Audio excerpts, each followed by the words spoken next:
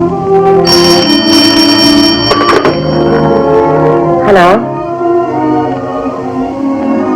Good morning.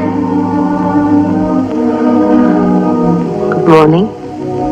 How did you sleep? Fine. And you?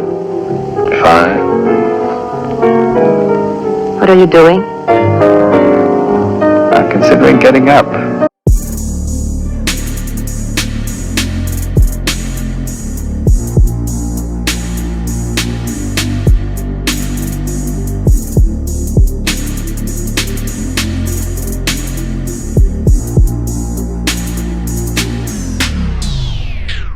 If you love listening to this show, please consider giving a rating and a review on Amazon Alexa or wherever you listen. We want to continue bringing you this amazing content, and part of our ability to do that means that we need a big audience. Now, it may not seem like much, but rating and reviewing the show will help more people find us, just like how you found this show. Simply on any podcast platform, search for a show, scroll down to the bottom, and push 5 stars. It's that easy. Thanks for supporting the show.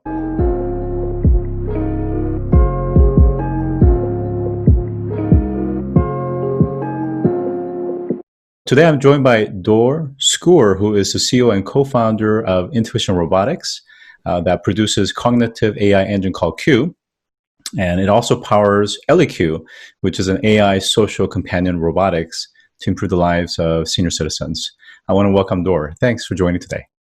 Thanks for having me, Scott. It's a pleasure. Yeah. So when we think about AI, we usually think in terms of productivity and efficiency. Rarely do we think in terms of companionship. How is Intuition Robotics building AI digital companions and robotics with a companion in mind? Yeah, so it's funny. I mean, the word AI, I don't really like it because it's so overused, right? And really in the industry, when we say AI now, what we really mean is pattern recognition. It's the ability of an algorithm to learn a picture of a cat and then determine if a new picture is a cat or not, right? Or what have you, as far as other use cases. What we're attempting to do with Intuition Robotics is the type of things that when we watch science fiction movies, we say artificial intelligence. It's that type of stuff. So we're creating an agent which basically makes independent decisions and tries to achieve certain goals. Those goals are essentially behavior changes or emotional changes of its host, of the human that it's assigned to. And it does that by essentially trying to understand the context around it, state, trying to understand the status of each of those goals, and then it tries different things in order to affect that human. And the degrees of freedom that it has are around the character that we create, around the embodiment that we create, which allows for multi-modality movement and lights and body language and sound effects and of course a screen, around the content that's pre-created for that AI. And it basically kind of has a will of its own, if you will, to try to meet certain goals. So that's really what we're about. Trying to change the relationship between humans and machines from something that's utilitarian, command and control based, which is what we've done until now with machines. Whether we press a button, click on the screen, swipe, or give a voice command, it's always the human giving a command. And here we're entering a world where the machine itself is also initiating an interaction. The machine itself is suggesting ideas. The machine itself is working next to the human and trying to help that human achieve very specific goals. Yeah, I find it really interesting because the fact that the robots actually have, or the agents actually have this notion of goals. That, yes, I mean, I guess you could make the argument that they're really goals on behalf of the humans, but there are also explicit goals that the agents have to achieve as well. But this notion of giving them freedom to choose their means, can you go into a little bit more of that? And what does that mean to give them freedom? Because again, we're not talking about yet general artificial intelligence. Yeah. So it's completely non-general AI. And even every implementation we do for our technology is very, very narrow. It's in very, very specific domains. So you mentioned ElliQ, which is for older adults to try to alleviate loneliness and social isolation. We have other use cases in automotive, and then it's also very brand specific. But within that, basically, think of it this way. Think of it as kind of like a salesperson. Okay, so the agent has a few KPIs that it needs to reach: X activities in Y amount of time. In the case of our elderly product or for older adults product, we have the daily targets could be teach something new to the older adult, make sure that they feel acknowledged. So when they walk into a room, they walk into the space, you see them for the first time in the morning, etc. They feel somebody is noticing them, whether it's by looking at them or talking to them, but not always talking to them. Brain training, okay, cognitive stimuli, physical exercise, hydration, increasing curiosity by teaching them things around the world, etc., etc. So it has multiple goals of doing X activity over a Y amount of time. And then it's busying itself trying to make that successful, and it will try different things. It will ask itself essentially three main questions. Is this the right time to create an interruption? Because think of it, for the first time we're talking about a proactive machine. It will all of a sudden, out of the blue, start talking to Scott, right? And say, hey Scott, I was thinking maybe we should try this, right? So timing is really important. Which activity to promote?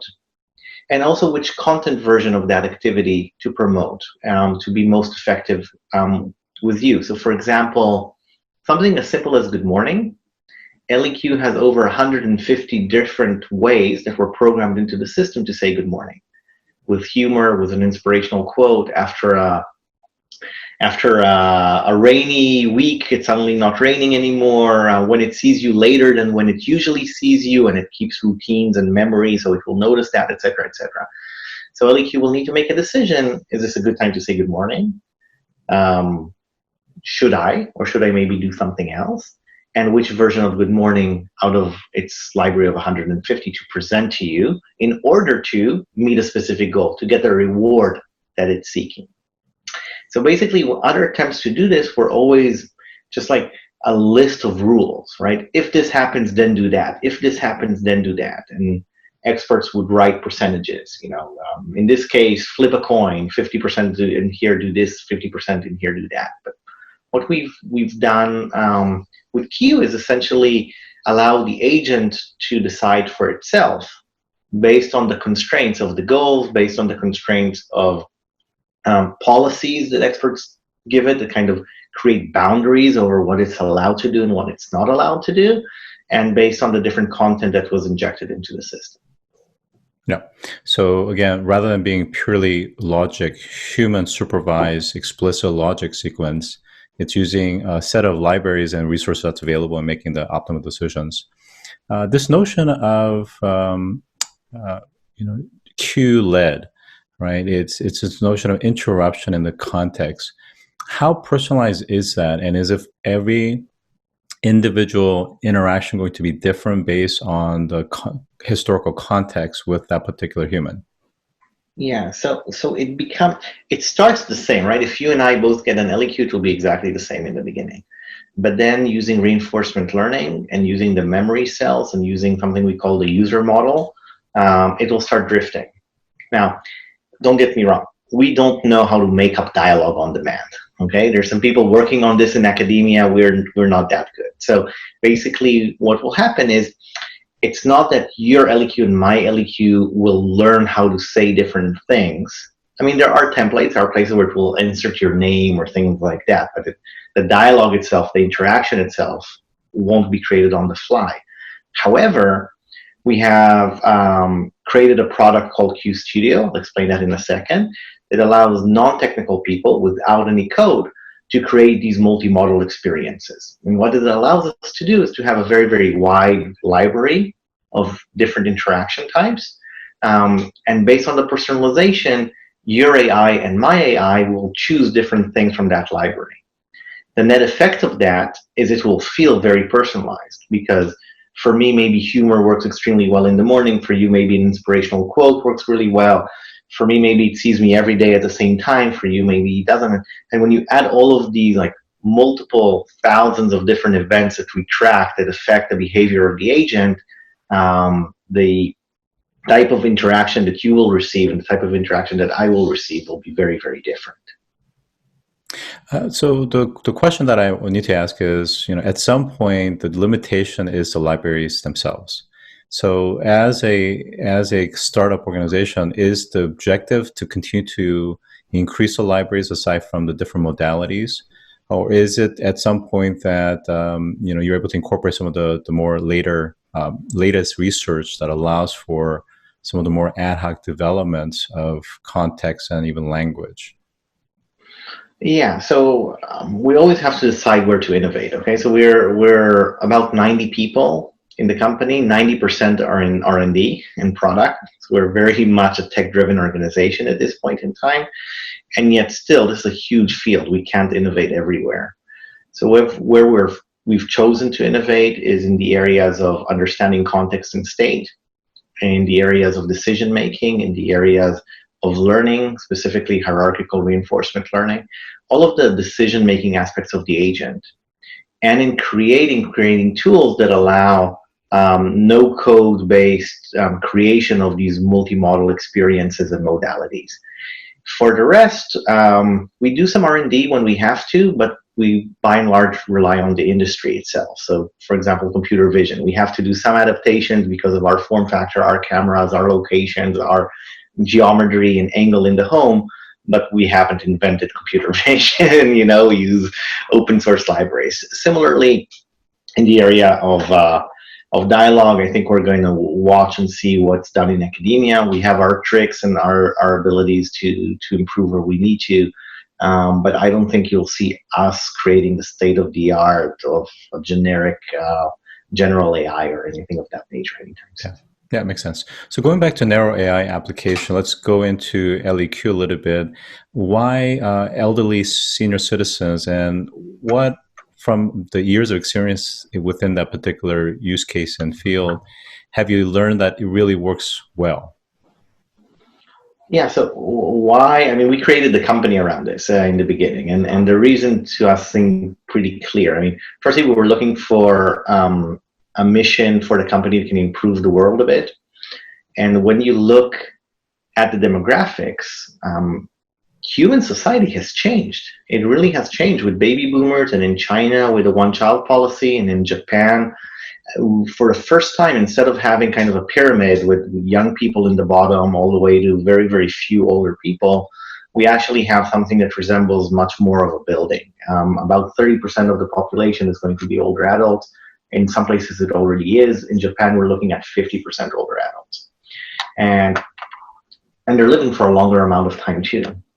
And yet there's too few entrepreneurs that are really looking at the needs of this population, at the requirements of this population to thrive, not just to live, okay? And are innovating around that and are spending their time and energy around that. And when you add to that loneliness and social isolation, now in the days of COVID, I think we're all experiencing that a bit. We're talking about a population that about 50% self-proclaim that they're lonely and isolated. In the UK, about 50% talk to one human or less every week. I mean, it's crazy, right? So, and the digital divide is only making this worse. So we thought this is an interesting place to innovate. It's an important place to innovate. It's definitely a growing market. It definitely hurts governments and insurance companies because it's proven by the CDC and Stanford and others that this state of loneliness and isolation accelerates dementia, heart disease, depression, even causes earlier mortality and costs billions of dollars a year. So we felt this is a worthy cause. As far as what did we learn, there's a lot that we learned, but I think maybe the most important lesson was that when you design for older adults, you have to really be determined and clear that this is what you're trying to do and design it for the ground up from them, for them. So we've had over 120 older adults help us just in the definition of the physical design of ElliQ. We've showed them different prototypes, different sketches. We put pieces of cardboard in their home. We try different things, right? I mean, we are not in our 80s. And when we say older adults, we're after people in their 80s and 90s, not people that are 65 and 66. And once we understood that, just like my iPhone is designed for a very specific population, and every part of the interaction, not just the physical design, when the designers had a choice, do I turn left or right? They decided to choose with their target population in mind. If you consistently do that with older adults in mind, you're going to end up with a product that they love, right? That's easier for them to use, intuitive for them to use, that they find beautiful, that they want to keep in their home. And indeed, 18 or 20 months after we started putting ElliQs in people's homes, we're seeing that they're still there. We're seeing an average of 6 to 8 interactions per day, every day, after 90 days, after 180 days.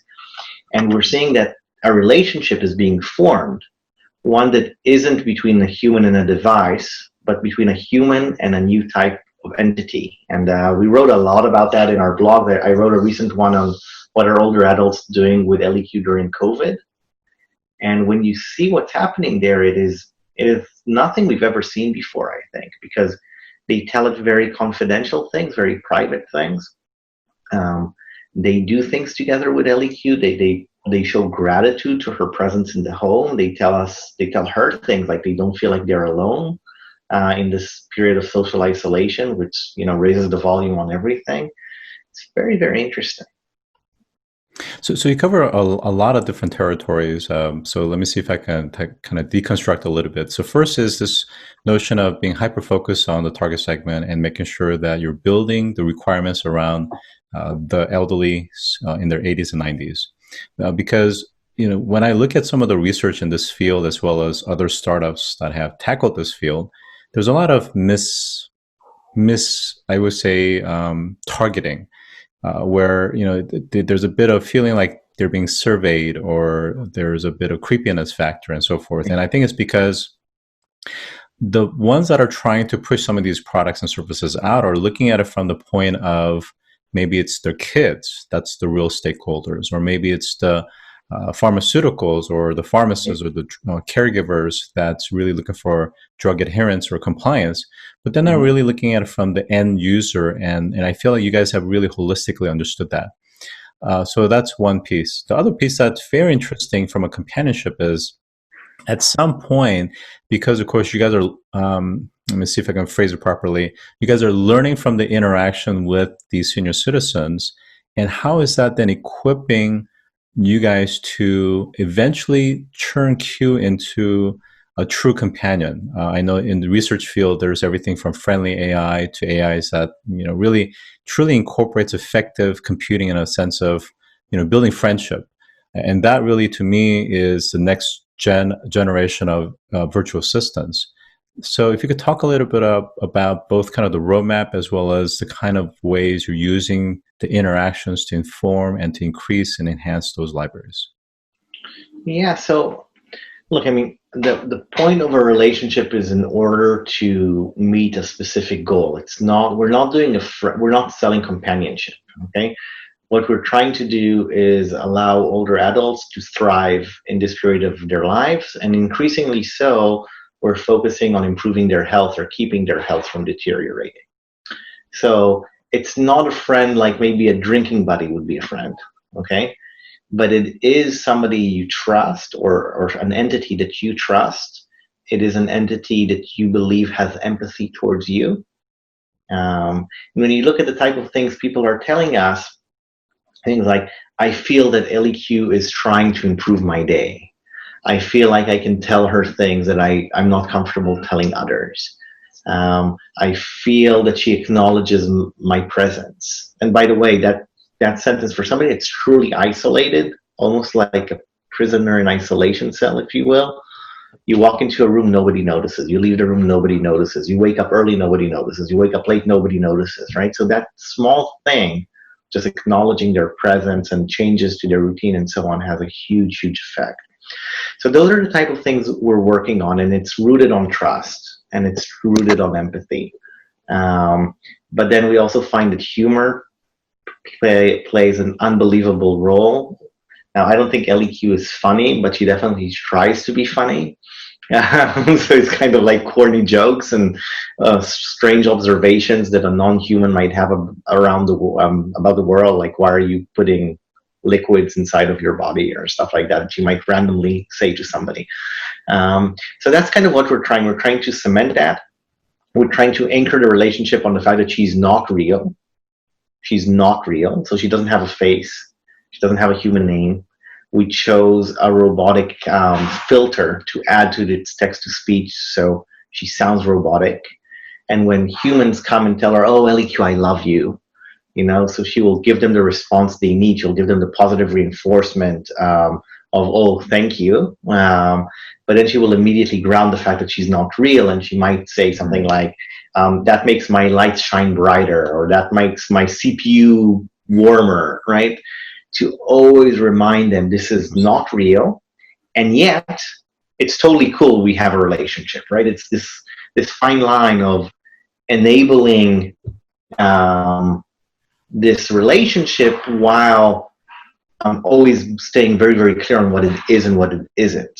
And we think that allows us to do interesting things. So to answer your roadmap question, where are we going?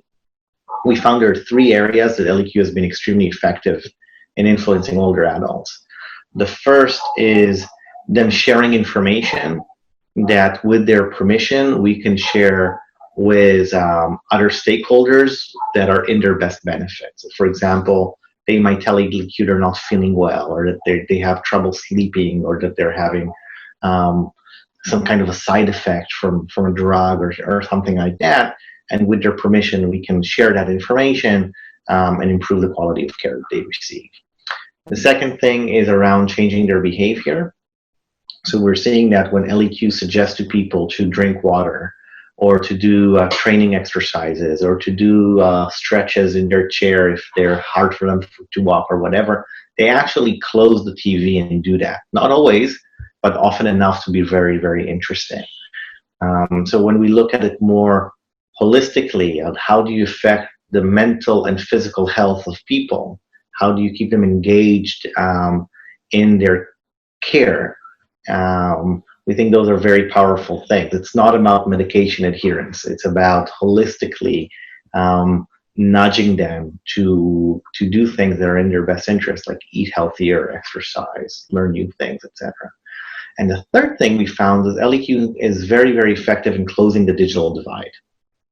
And in adding new things people are a little bit worried about into their routine, like video chats, or like sharing photos, or meditation.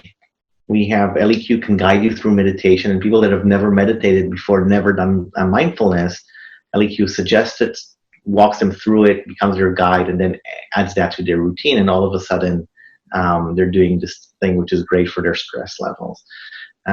So those 3 kind of levers, if you will, we are pressing on, we're doubling down on, because we believe they have the ability to improve their lives. Yeah.